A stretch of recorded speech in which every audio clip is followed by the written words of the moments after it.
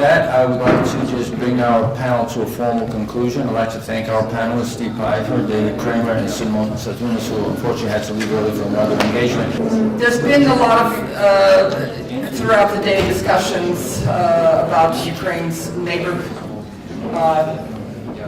its reaction to Ukraine's possibility of signing the association agreement. This panel will explore the benefits not only for Ukraine,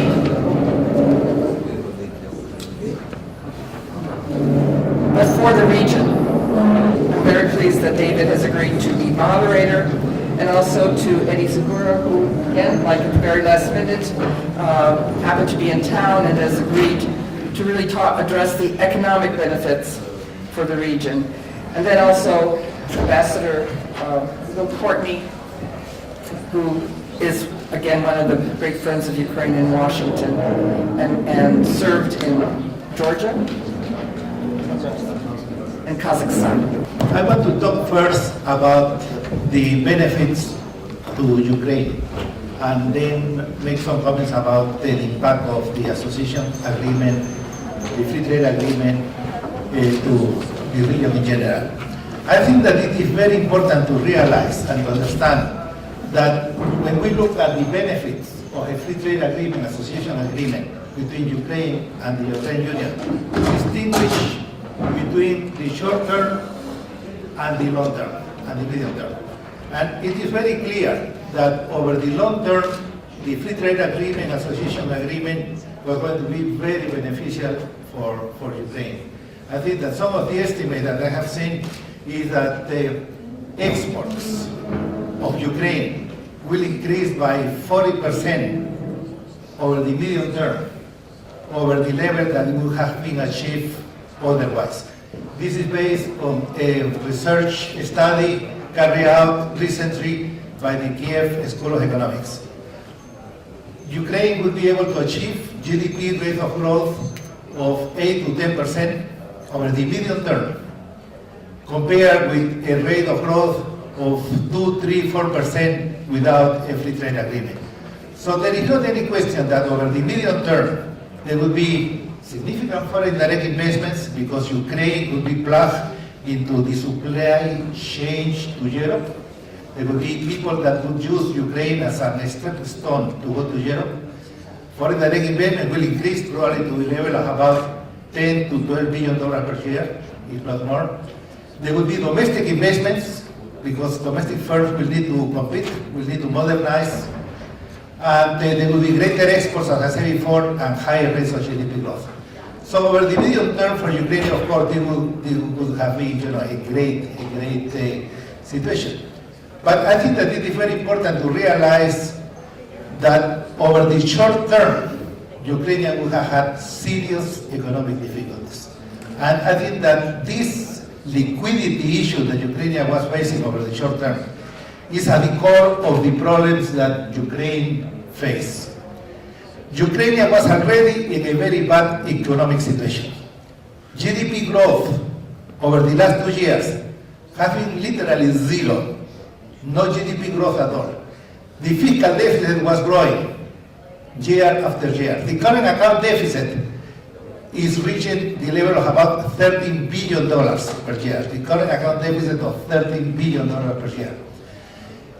But on top of that, Ukraine has a lot of short-term debt that has to be repaid.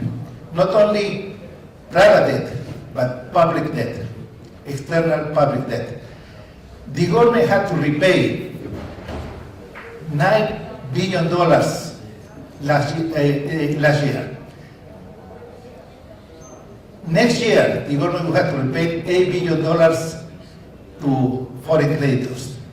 So that is basically a significant liquidity issue, because if you add the current account deficit of 30 billion, then $8 billion that had to be somehow obtained to repay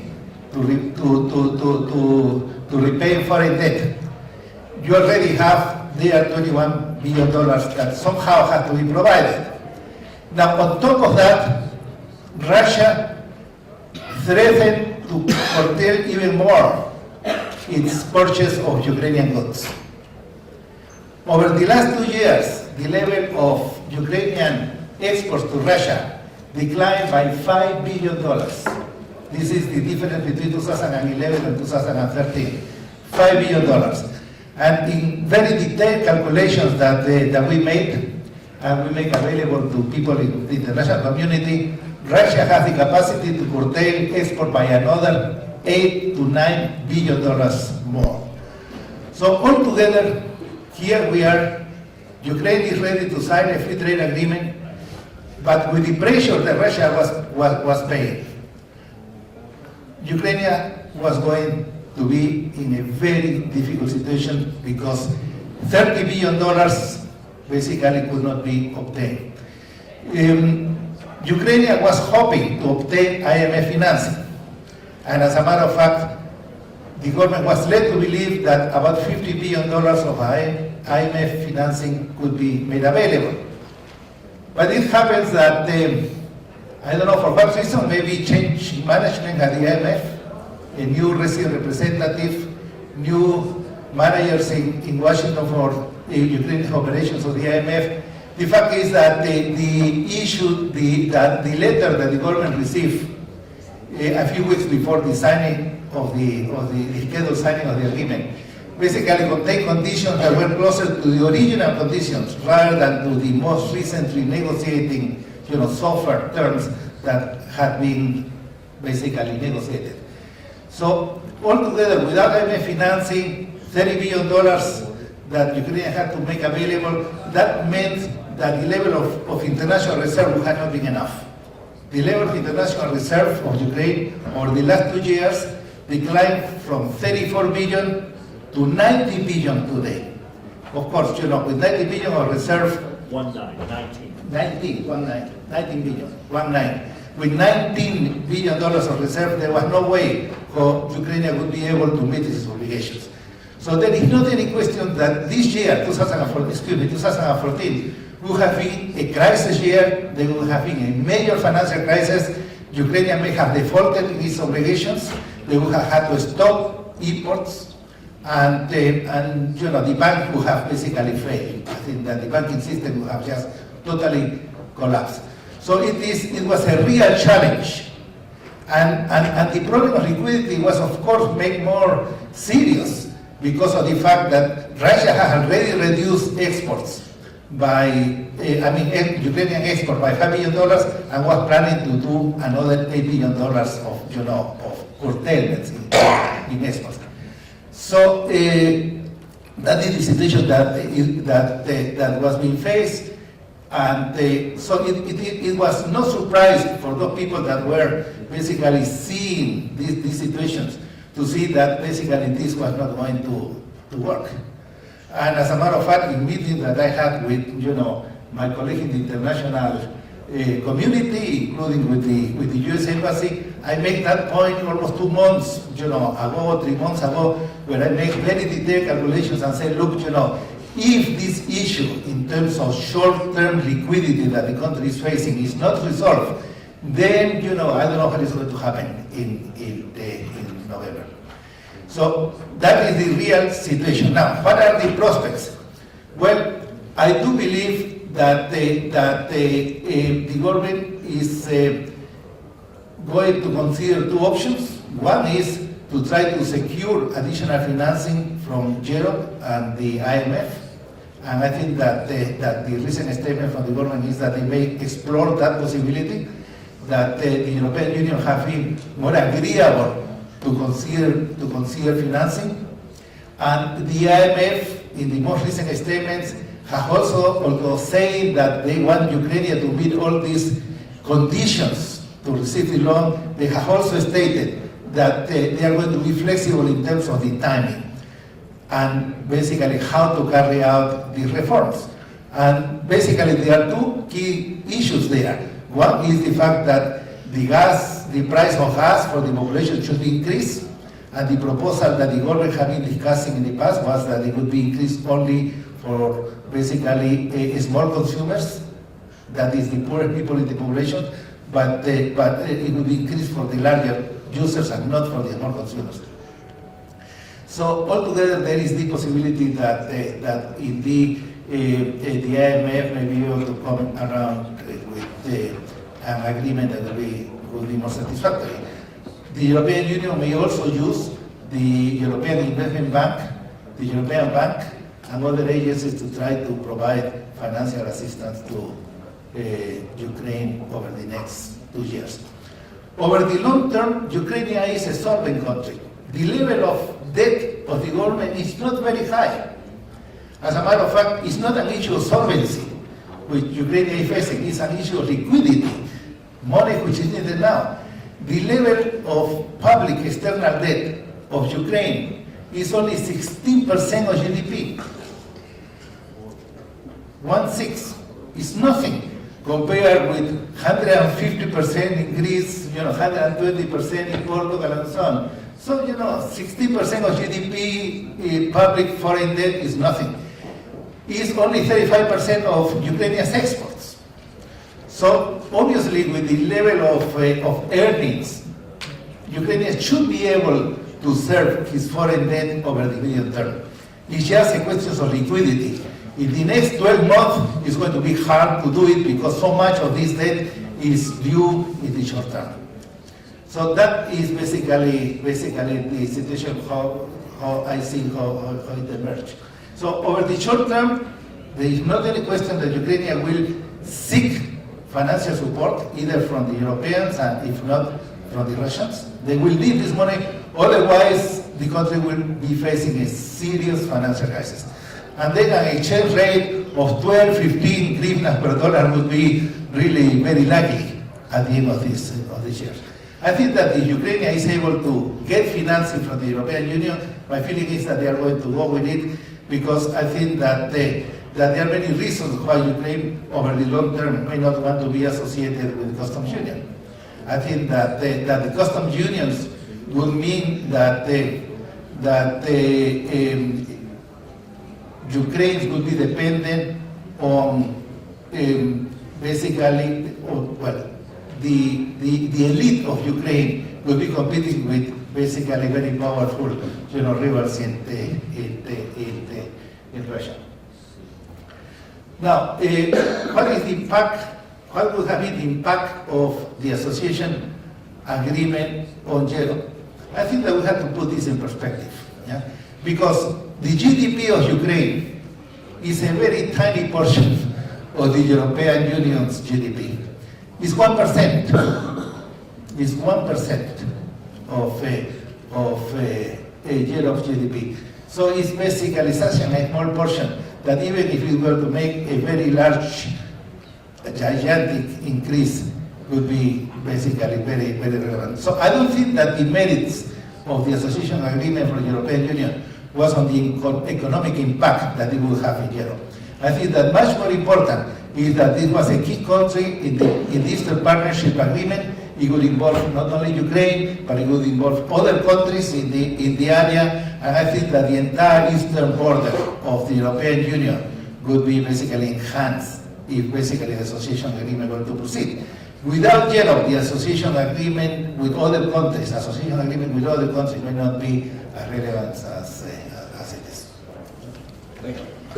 It is increasingly evident by some of the commentary that one reads in the Moscow press now that more thoughtful Russians realize that the Kremlin overplayed its hand with Ukraine in the trade restrictions. Interestingly, Vladimir Putin probably has done more to unite eastern and western Ukraine than anyone else has recently. As you've seen, some defections in the party regions, and a number of people seem to be more uncomfortable with the Yanukovych government over in the eastern part of Ukraine. So Russia has learned a lesson quickly.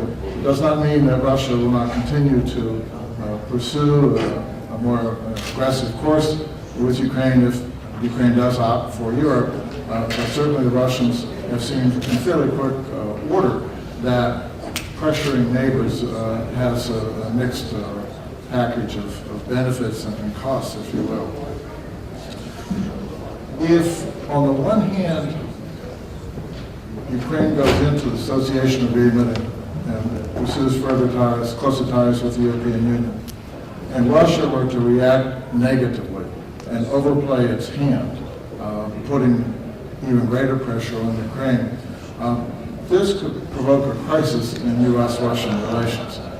You'll recall in August 2008, when Russia invaded Georgia, that this provoked the greatest crisis in U.S.-Russian relations, really probably since Russia became independent in 1991. Ukraine is a larger, more important country, closer to Europe in some respects, at least geographically. If Russia were to overplay its hand, it could have a major impact on Russia-U.S. relations, Russian relations with the West in general, not just the U.S. On the other hand, if Ukraine were to go into association agreement, become closer to the European Union, and Russia were to allow that to happen and not to put pressure on, then the regional impact in Russia could be interesting. Ukraine could become a catalyst, if you will, for Russia to become closer to Europe. Ukraine's closer ties with Europe could spur those in Russia who want Russia to become more European, to give them more oomph in their pressures, if you will, on the Kremlin.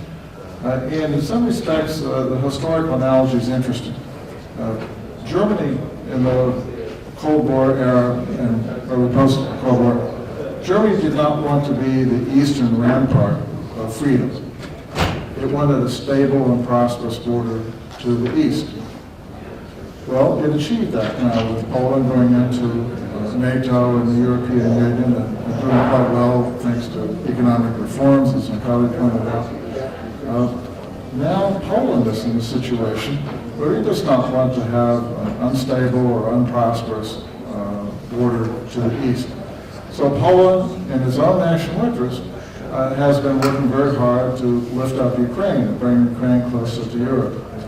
Ukraine will be in a similar situation. If it goes a lot closer to Europe, Ukraine will not want to have an unstable Russia or an unfriendly Russia to the east. So if Ukraine ends up going into the European Union, this could do more than almost anything else to help encourage Russia to come closer, and Ukraine will try to lift up Russia just as Poland has lifted up Ukraine and just as Germany has lifted up Poland. In that respect, I would commend to your attention an op-ed that Zbigniew Brzezinski had in the Financial Times a couple of days ago, arguing that Russia's future really is in Europe. A lot of Russians just don't know it yet. The second regional implication would have to do with Moldova and Georgia. Two small countries, both of which seem to have a strong European orientation, maybe Georgia in some respects more than Moldova because of the Communist Party's role in Moldova. But Moldova borders on the European Union. It's west of Ukraine. It's quite likely to go into closer ties with the European Union, regardless of whether Ukraine signs an association agreement or not. And the same is probably true of Georgia. But Georgia is far away from the European Union. It's on the eastern edge of the Black Sea. Turkey is not a member of the European Union. It's always felt more isolated, and it's felt more tied to Ukraine. When Edward Shevardnadze was president of Georgia, he once remarked that a free Georgia, if you will, would be difficult without a free Ukraine, an independent Ukraine. So the psychological and political impact of Ukraine's turning in toward the customs union could be very adverse on Georgia. It could embolden Russia to put more pressure on Georgia. Moldova will probably escape some of that, but Georgia will be more vulnerable. Belarus, this is a more uncertain prospect. If Ukraine goes into the European Union or comes much closer to the European Union, it will probably also encourage people in Belarus who would like for Ukraine to become closer to the European Union. But it's been very difficult to understand why Belarus has the kind of dictatorship it has, which has persisted for so long, even as it has European Union members on its western border. So the prospect is a little more uncertain. but Ukraine's going closer to Europe could have a catalytic effect in Belarus as well.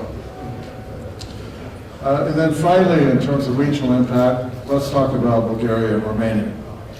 A number of people, many people in the European Union now have buyer's remorse. They believe that the European Union brought Bulgaria and Romania into the European Union too soon. Too much corruption in those governments and too little democracy in those governments. Bulgaria and Romania have a GDP per capita roughly twice that of Ukraine. The Baltics are in the European Union. They have a GDP per capita roughly 3 times that of Ukraine. So it's hard for Ukraine to think about getting a lot closer to Europe without improving its prosperity. It's going to be difficult. Now remember, the Baltics were in the Soviet Union just like Ukraine. But the Baltics made a lot of economic reforms after the Soviet Union collapsed. Ukraine has a 2-decade history of making very few economic reforms. So poverty in Ukraine may be the biggest obstacle for Ukraine's becoming closer to Europe over a period of time. And I think the Bulgaria-Romania buyer's remorse issue in the European Union will probably mean that as Ukraine goes closer to Europe, if it wants to go into the European Union, it should not expect the great inflation that Romania and Bulgaria benefited from.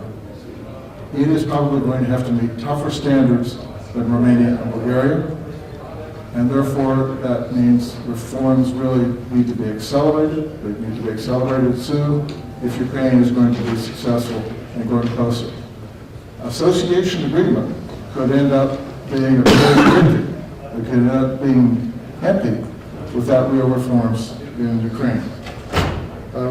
So finally, let me just cite something from 3 decades ago when I was in Moscow in our embassy. I was there at the time when solidarity in Poland really built up and became strong, and then of course there was a Soviet-inspired clampdown in December 1981. So right after the clampdown in the U.S. Embassy, we were wondering, well, what do the Soviets think of? What do Soviet citizens think about what's been going on in Poland? It wasn't easy to talk to Soviet citizens. We could talk to refuseniks and dissidents, but not ordinary Soviet citizens. Riding trains, though, was one way in the former Soviet Union where you could happen upon people and have conversations without the KGB, who were always behind you, without their sort of interfering. So it was a handy way to talk to people. So people rode trains. Our embassy officers rode trains. What we discovered was about half the people in the Soviet Union with whom we spoke said, gee, whatever happens in Poland eventually happens here. So that's why we're paying careful attention. The other half of the people said, those Poles, they're not grateful for all we've done for them. So one should expect in Russia there to be a mix of views about Ukraine's path. But over time, I think Zbigniew Brzezinski is correct, that over time, the economic power of Europe, the prosperity of Europe, as well as European values, which many Russians, including Putin, often profess that European values are their own values. Over time, I think Ukraine's going in to the European Union, closer and going into the European Union, could be about the best thing that has happened for Russia. Thank you. Eddie, let me ask you, muddling through to a real economist, what does it mean? And is that perhaps the most likely scenario? This would be situations under which Ukraine will not sign an association agreement, will try to continue to go along, as it has been the case. And I think that what it would mean is that Ukraine will remain as it has been over the last 20 years, just growing by 2.5%, 3% per year, without great modernization, without new industries, but just trying to expand on the existing. and the country will continue to be a main exporter of metals and chemicals, and maybe agricultural products, and then we'll stop there. So it is basically a situation where the country will just really go step by step, but without really making any significant changes in the structure of the economy and in the level of poverty in the country. I think that some studies that I have seen in other countries shows that an economy have to grow by 5% per year in order to be able to have an impact on the level of poverty. You start reducing poverty when you have rate of growth of 7, 8, 9%. Below that, you have just status quo. The Gini coefficient will not improve. The poor will continue to be poor, and then there will be a few people that will just, become richer. And how would you rank the current economic situation, crisis, if you want to use that word, with other challenges Ukraine has had in its 2+ decades? Well, as far as I'm concerned, Ukraine had a number of opportunities really to make a quantum jump. And it just missed all these opportunities. I have been in Ukraine for now 15 years. I used to be the head of the World Bank's office in Kiev for a number of years, in 95 to 98, when Ambassador Miller was there. One opportunity was when Kushma was elected president. He basically was elected president as a reformist. President Courtney was supposed to introduce major reforms, market reforms. And indeed, he introduced a few, but not what we expected. As a matter of fact, I went to Ukraine. I was a director at the World Bank. I went to Ukraine just because Ukraine was supposed to be the second largest borrower of the World Bank. We were planning to lend at least $1 billion per year to Ukraine back in 1995. It didn't happen. After 6 months, I have to propose a reduction in lending from $1 billion to $100 million, 10% of what was anticipated, because the country basically stopped doing anything. So that was a major opportunity. The second was, of course, during the 2004 Orange Revolution, where indeed Ukraine could have made a major change into economic reforms and into the West. But unfortunately, again, for reasons that are hard to comprehend, the president at that time basically decided to follow different types of policies. And so that was a second missed opportunity. And this is the third opportunity that Ukraine had to really try to make a quantum jump. As Poland did it in 91, 92. Basically, if we miss this opportunity, it may not appear in another 5, 6, 7 years. What makes you think that Russia and the Russians would overcome their psychological neo-imperialistic mentality? You know, when you gave the intriguing assertion of, Germany looking to the east to Poland, Poland, well, it was in the past, but isn't really an empire. Ukraine certainly isn't. But then when you bump up to Russia, moving further east, I think you got a real problem. So what do you think would motivate the Russians to overcome that neo-imperialistic psychological complex, which is part of the problem, even with respect to Ukraine right now?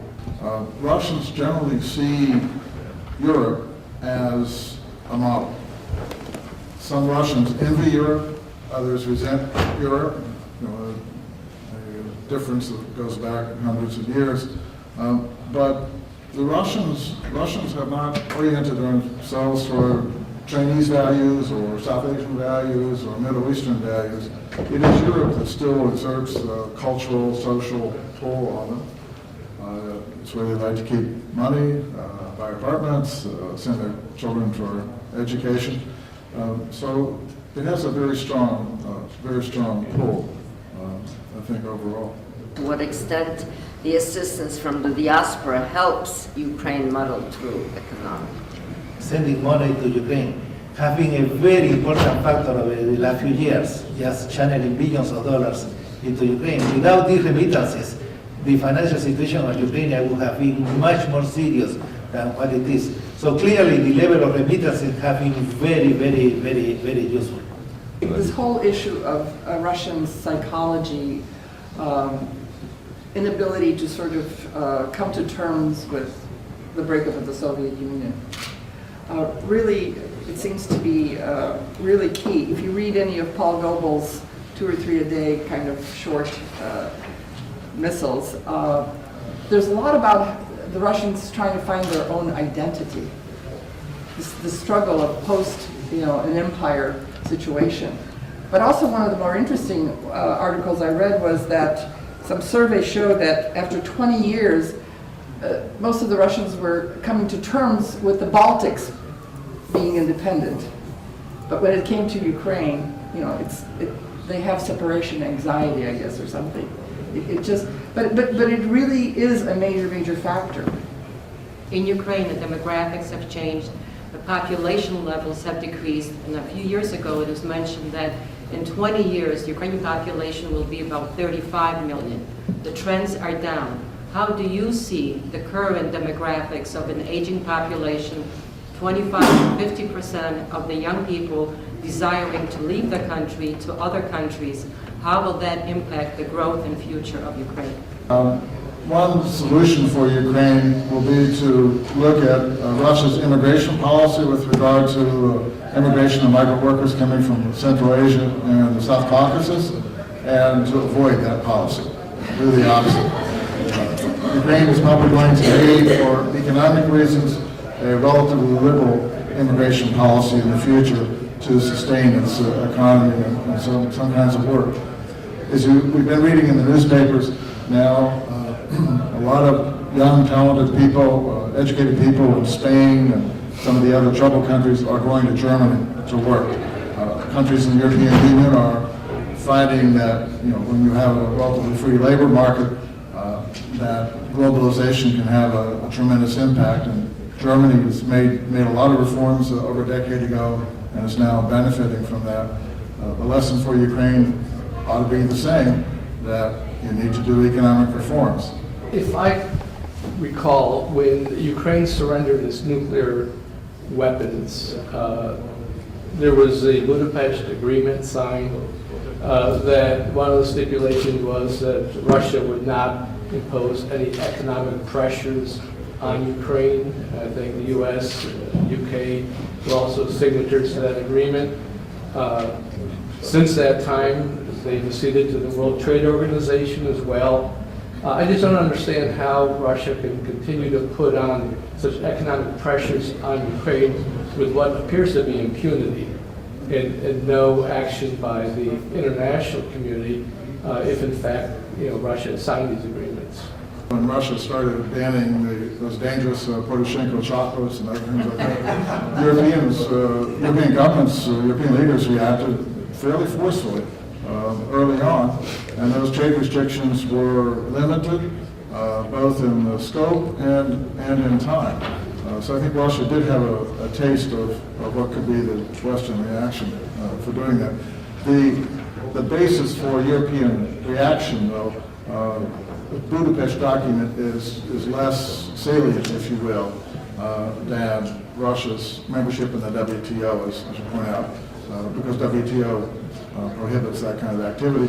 And if Russia continued, Europe and others probably would have taken Russia to the WTO, called them to account for that. Russia have bought from Ukraine $5 billion less than 2 years ago. So there is not any question that the level of Ukrainian export to Russia have declined over the last 2 years. And to a great extent, this was due to basically the fact that Ukraine was restricting basically purchases, not only in the way as they did it with some of the larger companies, but even just by blocking basically trucks in the border. If you go to the borders in Kharkov, you will see just not a normal queue, but you will go for miles of trucks just waiting over there. So they were imposing all kinds of constraints. Now, what is the argument that Russia was making? Well, I think that for the future, the new sanctions that they were planning to impose next year, they were based on the fact that if there is a free trade agreement between Ukraine and the European Union, then, and there is a free trade agreement between Ukraine and Russia, then it would be possible to re-export. Basically, Ukraine will buy things from Europe without any tariff and then send it back to Russia. And therefore, what Russia says, we are going now to enforce normal rules of origin. We are going now to check every single, purchase by Russians in terms of certification of the origin. And that will have put a tremendous brake on basically the Ukrainian sectors. The second thing is that a lot of the things that Ukraine was selling to Russia could procure from other sources. So they had just to switch over suppliers, and that was it. So it was really a major pressure that Russia was able to put. Russia claimed that if the EU and Ukraine signed this agreement, that suddenly a flood of goods from the EU was going to come into Ukraine and then go on to Russia. I don't think that basically was likely to happen in that way, but what it is very clear is that if you use just normal practices, if there is a free trade agreement between the European Union and Ukraine, then first there are the so-called rules of origin, that in any trade there has to be a certification that indeed this product was produced in this country and it was just not bought somebody else and then just brought to the second country. Now the fact is that this rule of origin between Ukraine and Russia have been very loose. They were not really enforcing that. So a lot of trade between Ukraine and Russia went more freely than even under a free trade agreement. If Russia were just to enforce the rules of origin and just checking every single import, then it would have been basically problematic. And also, presumably somebody in Ukraine would have to buy these products first. They don't just show up free and then go on into Russia. Well, let's presume for a moment that Ukraine signs the CFTA agreement with EU, free trade agreement with EU. What retaliatory measure would Russia take against Ukraine? In particular, some of the rhetoric that we've ever seen from Moscow, that Moscow put embargo on Ukrainian products, locomotives, industry, metallurgical industries. And if Ukraine has access to EU markets, are Ukrainian businesses well positioned to compete globally, especially in the EU markets? The kind of goods that Ukraine sells to Russia is very different than the goods that it sells to Europe. I think that to Europe, Ukraine is selling a lot of low technology and relatively bulky items. To Russia, a lot of it is in metal mechanics, is in the nuclear industry, and so on. So it would be very difficult to switch, just the goods from one market to another market. And for Ukraine to be able to expand significantly its trade with the European Union, there is not any question that significant investment would be needed to be able to adapt its plant to the requirements of Europe. But my own feeling, and I think that this is shared by many people that are observing the situation, is that after the fact, after Ukraine has signed a free trade agreement with the European Union, Russia was probably not to impose the sanctions that it had threatened to impose before the signing, because it is also not in the interest of Russia to buy things more expensively from other countries if they can buy cheaply from Ukraine. So why to penalize itself? And second, Russia doesn't want to have in the West a country which is basically in animosity with Russia. So I think that gradually, all this talk about the sanctions and so on, would have dissipated over time. It would have lasted, 6 months? 1 year maximum, but then things would have started to move again, only because of self-interest. It's a flat complete, the deal is made, you cannot reverse it, so basically you cannot fight against it. So I think that a lot of it was positioning, and it would have not happened. Now it is true that it would have had some effects during the first year, maybe during the first 6 months, maybe during the first year. And these are the numbers that I was quoting, that indeed initially it could be that. But eventually I think that Russia would have just, really taken it more easily. To resolve this re-export issue for Russia, it will need to enforce the rules of origin, basically. And my question would be, what's your attitude to the Russian proposal for this trilateral negotiations between EU, Russia, and Ukraine? And what's your attitude to this, or can this issue be discussed just between Russia and EU? This past year, Ukraine has been the chair of OSCE, and one of the issues that they were working in is diffusion of conflicts. Let's say Ukraine signs the association agreement sometime very soon. How's that going to impact Transnistria issue? Because certainly some border regulations are going to be changed. Of course, the European Union has already said that they have bilateral agreements with different countries, bilateral agreement with Russia, bilateral agreement with Ukraine, and they will never sit in the same table. But this goes back to a proposal that Russia made, many years ago, several years ago, and that is that Ukraine should join the customs union, and then Ukraine and the customs union would negotiate a free trade agreement with the European Union. So I think that Russia is trying to revive this idea that somehow, basically, this negotiation should involve not only Ukraine and the European Union, but should involve the entire customs union vis-a-vis the European Union. And but of course, this is something that will take years to complete, principally because Kazakhstan and Belarus are not even members of the World Trade Organization. So it would, be a for the long shot. So I don't see a lot of future to that. I think that for the time being, the European Union is just refusing to maintain any kind of multilateral discussions at this stage. Bill, last words?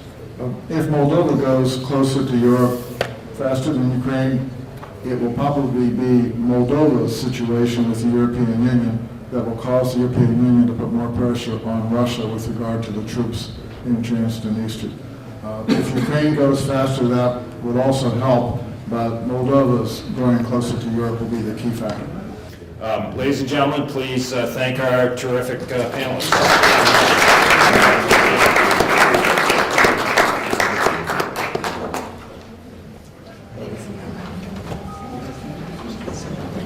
Well, I want to thank our excellent panelists, moderators, and all of you who came. If you will allow me the privilege of making a few closing comments. It's been said several times, and I think Marta did an excellent job about really reminding everybody that what is going on today in Ukraine is not about the opposition. It's not about Tymoshenko. It really is just the latest expression of Ukraine's civil society, exerting its wishes and making certain demands on whatever government is over them. Marta talked about, and I've talked about this before, I go back to the 80s. In 1988 was the celebration of the millennium of Christianity. In 1987, there was a hunger strike in Moscow by religious leaders protesting the illegalization of the Ukrainian Catholics and Orthodox Church. In 1988, we saw citizens of Ukraine openly practicing their religious faith, Christmas, which until then was practiced in the forests, and we called it the Church of the Catacombs. When I made my first trip to Ukraine in '90, I met with Ruch, leaders of Ruch, and they were motivated by a national identity, idea of Ukraine, language, and Ukraine as a nation. But maybe even more powerful than the Ruch movement was precisely what Marta mentioned. I met with mothers of Chernobyl. Most of them were Russian-speaking. There was nothing, they were not motivated by language or national identity. They were motivated because their children had suffered under the government that they were currently under, and that's what they were up in arms about. April 26, 1986, and then May 1st. The children of Ukraine were marching on the parade, and they were of all ethnics, Ukrainians, Jews, Russians, and radiation was falling on their head. They were carrying flowers. It was only 3 weeks later that Mr. Gorbachev admitted that something had gone wrong. The mothers of the veterans of Afghan soldiers, powerful group. In 1990, they stopped the traditional military parade that used to take place on Hrysztatyk. Ruch had said that they didn't want that parade to take place and that they were going to do a blockade. The mothers of these veterans said, before the tanks roll over the leaders of Ruch, they will have to roll over us. That year, that parade did not take place on Hrysztatyk. Students had a hunger strike in 90 and 91. So my position is that this is just the latest maturing and deepening of Ukraine's civil society expressing its will. In Washington, we talk about inside the belt mentality. And what we mean by that sometimes our political leaders are so insulated that they don't really know what's going on in their country. My thesis is that before the breakup of the Soviet Union, President Gorbachev didn't really understand all of these things that were really fermenting in the Soviet Union all over.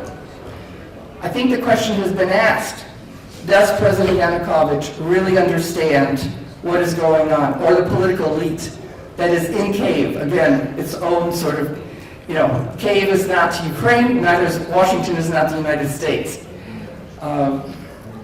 Because and it's been said maybe more eloquently than I can, but I think it bears the emphasis that this is Ukrainian civil society expressing its vision for itself for the future. I have been remiss, she's not here, my staff, Yulia Solovey, that I did not mention our initiative which we started last year, the 40 Under 40 Leadership Program, where we were identifying these new emerging leaders under the age of 40 who not only are achieving professional success but are making some contributions to their community. Speaking of these leaders, she's not here. Yulia Solovey worked here in the foundation in Kyiv, is now working in Ukraine. She's from Knevedych. Oksana Yakovenko from Odessa. You could not find greater patriots of Ukraine or the idea of Ukraine than these young people that we have had the privilege to work with. I also want to underscore the critical importance of the cooperation that Mark Levin talked about between the Jewish and the Ukrainian communities, both here and in Ukraine. We are all aware of the complicated relationship between Ukrainians and the Jewish communities. A complex history that had been exploited by people who wanted to control, and that was one of the Soviet strategy. In 1989 and 90, when the Ruch surfaced, the major thrust of propaganda against Ruch was that it was anti-Semitic, which it was not true.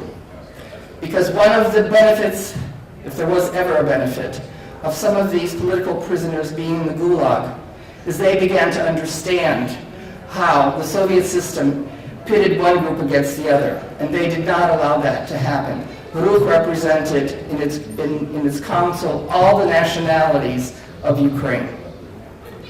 Why is this important? Because today, Mr. Putin is trying to use this old historical strategy, calling what's going on in Ukraine pogroms and manipulating the tragic history of the Holocaust. And therefore, I am very happy for our long-term relationship with organizations like MCSJ, who are really supportive of Ukraine and its development, because it benefits. Just like we met Jewish leaders in 90. I'm getting the things further. They said they want to live in Ukraine because Ukraine is the center of Jewish culture as well. Mark talked about a sea change, something that Ukrainians ask, and this has come up again here too, the idea of individual sanctions. Ukrainians ask, is this possible? There is a major sea change in Washington about this issue. It came up after the poisoning of President Yushchenko. There was not a prayer or chance that something like this could be contemplated. Today, everybody is talking about it. Former ambassadors who know the policy of the U.S. government.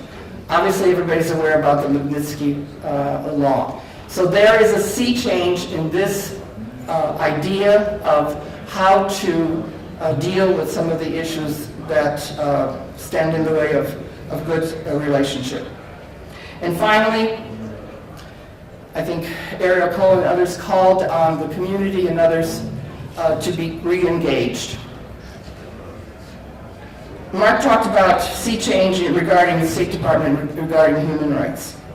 We need a sea change of attitude within our government regarding to Ukraine and our relationships with Russia. And I will just mention one fact. There's been some hand-wringing about the facts of Russia pressuring Ukraine, and this should not be, etc. And yet, there is a recent scandal because the U.S. Department of Defense has bought hundreds of millions of dollars of helicopters from Russia. So there's a lot of work to do to make sure that all parts of our government have some interest and strategy in terms of how we deal with our friends and our allies, or those who may not be so. Thank you again very much for your participation. I think it was an important discussion, and thank you everybody for the support.